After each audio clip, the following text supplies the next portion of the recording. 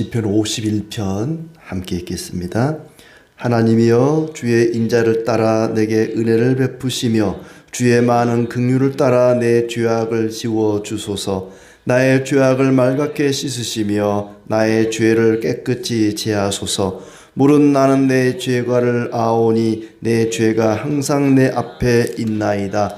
내가 주께만 범죄하여 주의 목전에 악을 행하여 싸우니 주께서 말씀하실 때에 의로우시다 하고 주께서 심판하실 때에 순전하시다 하리이다.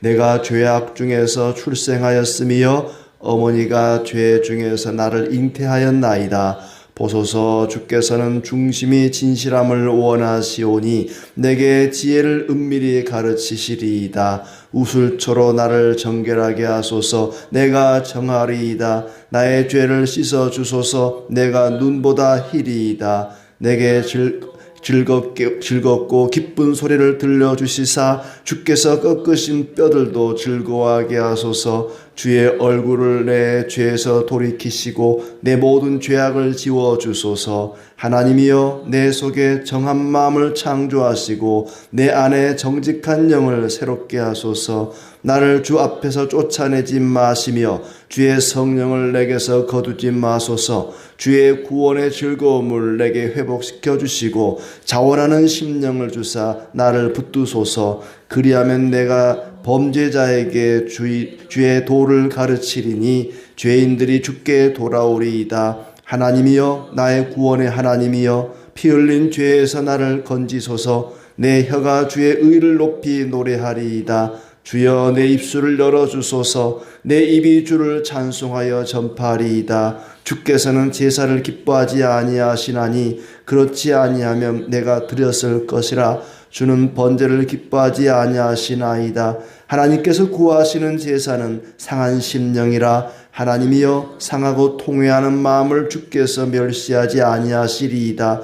주의 은택으로 시온의 선을 행하시고 예루살렘 성을 쌓으소서. 그때 주께서 의로운 제사와 번제와 온전한 번제를 기뻐하시리니 그때 그들이 수소를 주의 제단에 드리리이다. 아멘. 반갑습니다. 오늘도 하나님 은혜가 가득하기를 진심으로 축복합니다. 다윗이 간음죄를 그리고 살인죄를 저지르고 나서 자기 죄에 대해서 대단히 슬퍼하며 통회하면서 동시에 모든 사람에게 경고하는 말씀입니다. 어떤 경고를 하느냐? 죄를 범하였거든 즉각적으로 회개하라. 하나님과 대항하지 말고 자기가 죄인인 것을 솔직하게 인정하고 회개하면 하나님께서 은혜와 긍휼을 베푸신다는 교훈의 말씀입니다. 나단 선지자가 찾아와서 다윗을 책망할 때에 그 책망을 잘 받아들이고 하나님의 은혜와 자비를 구하는 그런 시입니다. 밧세바와 동침한 후에 나단이 왔을 때에 지으시라, 이렇게 제목이 붙어 있습니다. 하나님께 온전히 자신의 죄를 용서해 달라고 구하는 그런 내용입니다. 주여 인자로 내게 자비를 베푸시고 긍휼을 베풀어 죄를 없애주소서. 죄를 없애달라는 기도를 합니다. 나의 죄를 깨끗이 씻어주소서. 마치 세리의 기도와 같습니다. 하나님, 나는 죄인입니다. 나를 불쌍히 여겨주소서. 고개를 들지 못하고 땅에다가 고개를 푹 숙이고 주여 나는 죄인이로소이다. 나를 불쌍히 여기소서 기도했던 그 세리의 기도처럼 다윗은 왕이지만 하나님 앞에 바짝 엎드립니다. 나의 죄를 깨끗이 씻어주소서. 9절에도 비슷한 말씀이 나오는데 내 주의 얼굴을 내 죄에서 돌이키시고 내 모든 죄악을 지워주소서 그랬습니다. 마치 지우개로 지우듯이 어떤 장부에다가 누구 얼마 빌려줬다고 이렇게 쓴 다음에 다 갚으면 빨간 줄로 긋듯이 나의 모든 죄를 지워주소서, 깨끗게 하옵소서.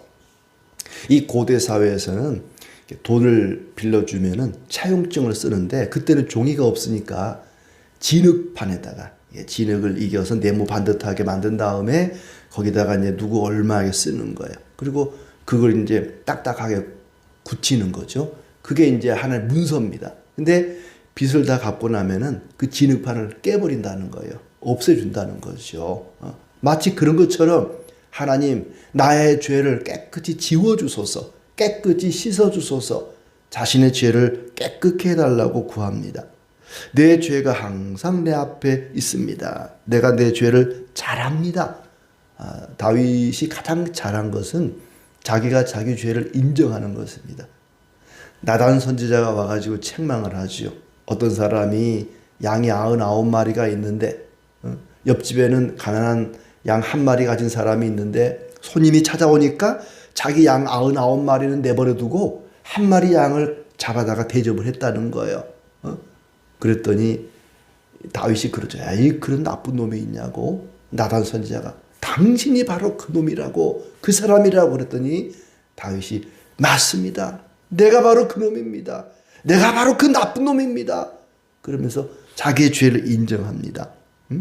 내가 오직 주님께만 죄를 지었사오니 주의 판단은 옳습니다. 나를 죄인이라고 말씀하시는 그 선고는 옳습니다. 주께만 죄를 범했다는 말은 사람한테는 죄를 범하지 않았다는 얘기가 아니라 내가 사람에게 죄를 지었지만 그 사람에게도 지은 죄이고 동시에 하나님께 지은 죄입니다. 하나님을 향한 죄라고 인정을 합니다. 그리고 나는 태어날 때부터 어머니 뱃속에서부터 죄인이었습니다. 하나님은 너의 죄를 용서했다. 나단 선지자를 통해서 용서했다고 선언함에도 불구하고 다윗은 자기 죄를 용서하지를 못합니다. 하나님은 용서했다고 말하는데 나는 나를 용서할 수가 없습니다. 하나님, 나는 죄인입니다. 하나님이 나를 용서했다 할지라도 내가 나를 용서할 수가 없습니다. 자기의 죄를 이렇게 깨끗게 해달라고 용서를 구합니다. 죄를 아주 심각하게 생각하는 것이죠. 6절 말씀에 주께서 성실과 진실을 기뻐하시니 내게 지혜를 가르치소서. 우술초로 나를 정결하게 하시고 나의 죄를 씻어주소서. 이 우술초라고 하는 것은 이 문둥병자나 또는 시체를 만져서 부정하게 된 사람을 정결하게 할 때 사용했던 겁니다. 그런 부정한 사람은 성전 안에 하나님의 집에 들어올 수가 없어요. 그래서 우술초를 가지고 이 사람이 문둥병이 다 나았다, 이제 부정한 그 기간이 다 끝났다, 그러면 이 우술초 풀을 갖다가 물에 적셔서 이 사람에게 뿌린단 말이죠. 그렇듯이 우리는 예수 그리스도의 보혈의 피를 뿌림받은 자들로서 이제 하나님과의 관계가 회복된 것이죠. 관계를 회복시켜달라는 겁니다. 하나님, 나의 죄를 깨끗게 하셔서 우술초로 부정한 자를 깨끗게 하듯이 나의 죄를 깨끗게 하셔서 하나님과의 관계가 회복되게 해주시옵소서. 이렇게 구하는 거죠. 내 속에 깨끗한 마음을 창조하시고 정직한 영을, 새로운 영을 넣어주소서. 아무리 자기가 노력하고 힘써도 자기 죄를 어떻게 해결할 방법이 없습니다. 그러니 완전히 나를 새 사람으로 만들어 주시옵소서 하는 이 얘기죠. 내 속에다가 정결한 마음을 창조하시고 내 속에 정직한 영을 새롭게 하소서. 그렇습니다. 정직한 영을, 내 영혼을 완전히 새롭게 갈아엎어 달라는 얘기입니다. 주님 앞에서 나를 쫓아내지 마시고 주의 성령을 거두지 마소서. 나를 쫓아내지 말아 주시옵소서. 다른 건 다 거두어 가더라도, 내게 주어진 재산을 몽땅 다 가져가더라도 이 성령만은 거두가지 말아 주시옵소서.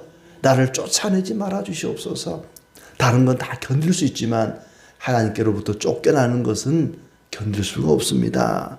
나를 쫓아내지 말아 주시옵소서. 구원의 즐거움을 회복시키시고 너그러운 영을 보내서 붙드소서. 지금 다윗이 간구하는 것은, 죄를 용서해달라는 것은 단순히 죄만 용서받는 것이 아니라 하나님과의 관계가 회복되기를 바라는 것입니다. 즐거움을 회복시켜달라. 너그러운 영을 보내서 나를 붙들어달라. 그러면 내가 죄인들에게 주의 길을 가르쳐 그들이 죽게 돌아오리이다. 자신을 죄에서 건져주시고 붙들어주시면 다른 사람을, 다른 죄인을 가르쳐서 그들이 바른 길을 걸어가도록 노력하겠습니다. 그러니 나의 죄를 깨끗게 하시고 회복시켜 주소서 간구합니다. 하나님이여, 내가 피 흘리는 죄를 짓지 않게 하소서. 내가 내 혀가 주의 의를 높이 노래하리이다. 피 흘리는 죄, 밧세바를 간음하고 그의 남편 우리아를 죽이죠. 적의 손에 맡겨서 차도살인을 합니다. 전쟁의 맨 앞에 세워서 그를 죽음에 내몰죠. 그 피 흘린 죄를 구체적으로 솔직하게 고백을 합니다. 하나님, 내가 피를 흘렸습니다. 나의 사랑하는 부하 우리아를 죽였습니다. 이 피 흘리는 죄를 짓지 않게 하소서. 내 혀가 주의 의를 높이 노래하리이다. 이어서 내 입술을 열어주소서. 내 입이 주를 찬송하며 전파하리이다. 그러니까 죄라고 하는 것은 사람의 입을 닫게 만듭니다. 죄를 범하고 나니까 찬송이 나오질 않아요. 기도가 나오질 않습니다. 죄라고 하는 것은 하나님 앞에서 우리의 입을 닫게 만듭니다. 입이 열리지를 않습니다. 죄가 있으면 하나님, 나의 죄를 용서하소서, 회복시켜 주소서 한 다음에 찬송하리이다 그랬습니다. 내 입이 주를 찬송하며 전파하리이다. 또 우리가 하나님 앞에 나와서 기도하고 또 찬송하고 전도하고 입을 열어서 뭔가를 하려면 죄가 있으면 안 됩니다. 이 죄라고 하는 것은 하나님 앞에서 나의 입을 열지를 못하게 만듭니다. 하나님 앞에 죄를 씻어달라, 지워달라, 용서해달라고 말한 다음에 그리하면 내가 찬송하고 전파하리이다. 그러기 전에는, 죄를 용서받기 전에는 찬송을 할 수가 없습니다. 너무 부끄럽고 답답해서 뭡니까? 죄라고 하는 것은 하나님과 나 사이에 큰 벽이 생기는 겁니다. 벽이 있으면 내가 말을 해도 그 말이 상대방에게 전달되는 게 아니라 튀어나오겠죠. 그러니까 우리가 기도할 때에 왜 먼저 해야 되는 기도는 회개 기도입니다.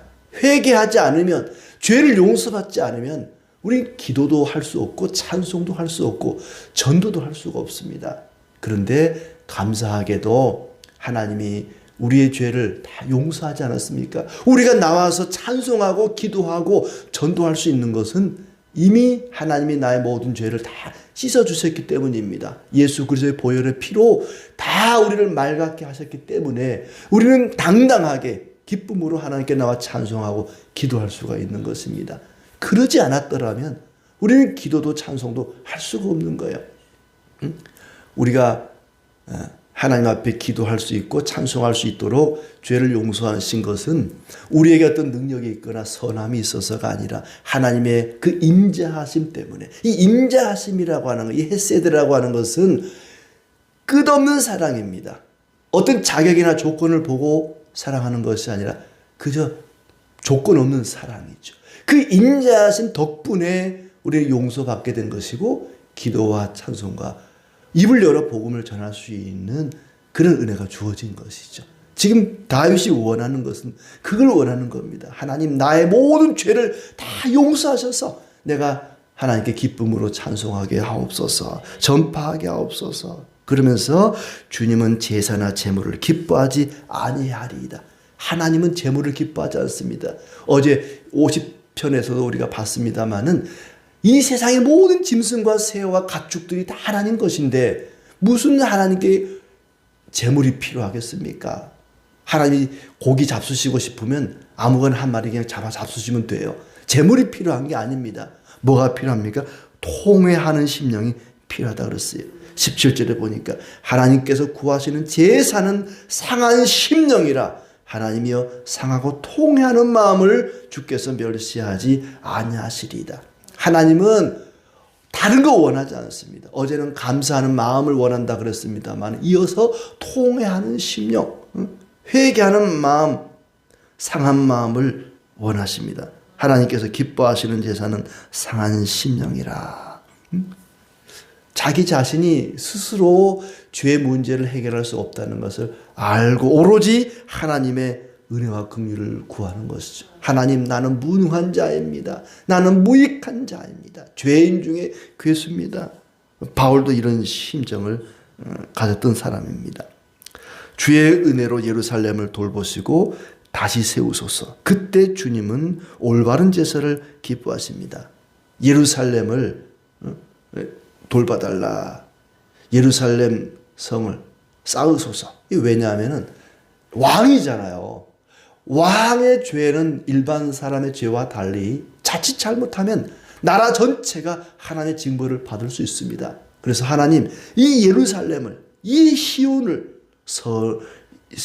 선을 행하시고 예루살렘 성을 쌓으소서. 하나님, 나 때문에, 나의 죄 때문에 이 나라가 통째로 하나님의 형벌을 받지 않도록 이 나라를 붙들어 주시옵소서 하는 그런 기도입니다. 하나님은 죄 없는 자가 아니라 죄를 회개하는 자를 기뻐하십니다. 하나님의 사람들을 보면은 죄가 없는 자들이 아닙니다. 다 하나같이 부족하고 연약한 죄인들입니다. 그런데 그 죄를 인정하고 고백하고 하나님의 은혜를 구하는 사람들이었습니다. 그게 믿음입니다. 다윗은 자기의 죄를 솔직하게 인정하고 회개합니다.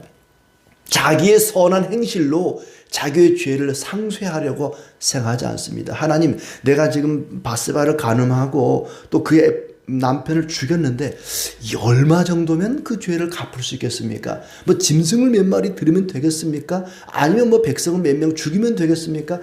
자기가 지은 죄에 대해서 자기의 노력으로 그걸 어떻게 해보려고 생각하지 않습니다. 오로지 하나님의 은혜와 긍휼만을 바라는 것이죠. 하나님, 내가 뭘 한들, 뭘 드린들 그 죄를 없앨 수 있겠습니까? 그저 하나님의 용서를 구할 뿐입니다. 그저 하나님의 은혜와 자비를 구할 뿐입니다. 예, 다윗은 내 죄가 항상 내 앞에 있다고 자신의 죄를 인정합니다. 아담은 그렇지 않았죠. 하나님이 책망하니까 저 여자 때문에 그렇습니다. 뱀 때문에 그렇습니다. 하나님이 저것들을 만들어서 하나님 때문입니다. 핑계대고 책임을 전가시킵니다. 그러나 다윗은 그렇지 않아요. 솔직하게 인정을 합니다. 하나님, 내가 그놈입니다. 내가 죽일 놈입니다. 나의 죄를 지워주소서. 하나님은 통회하는 심령에 평강을 주십니다. 자기 자신이 근본적으로 바뀌어야 된다는 것을 스스로 인정했습니다. 10절에 아까 읽은 말씀처럼 내 속에 정한 마음을, 정결한 마음을 창조하소서. 완전히 나를 새로운 사람으로 변화시켜 주소서 간구합니다. 성령이 떠나지 않게 하소서. 하나님, 성령이 나를 떠나시면 나는 망합니다. 끝장입니다. 다른 건 몰라도 성령이 떠나지 않게 하옵소서. 나를 주님 앞에서 쫓아내지 말아 주시옵소서. 그는 짐승의 제사가 아니라 통회하는 마음을 하나님께 드립니다. 마치 짐승을 죽여서 제물로 바칠 때 그 짐승을 찢듯이 수치와 슬픔으로 자신의 마음을 찢습니다. 심령을 찢는 거예요. 짐승을 찢는 게 아니라 자신의 심령을 찢을 때에 그의 기쁨이 회복되고 찬송과 기도와 감사의 기도를 드릴 수 있게 된 것입니다. 하나님 앞에 기도할 때에 먼저 우리 자신을 새롭게 창조해 주시고 통회하는 마음으로 은혜와 긍휼을 구할 때 하나님께서 우리의 기쁨이 회복되고 감사가 회복되고 우리의 삶이 온전히 하나님과 동행하는 그런 복된 삶이 되기를 진심으로 축복합니다.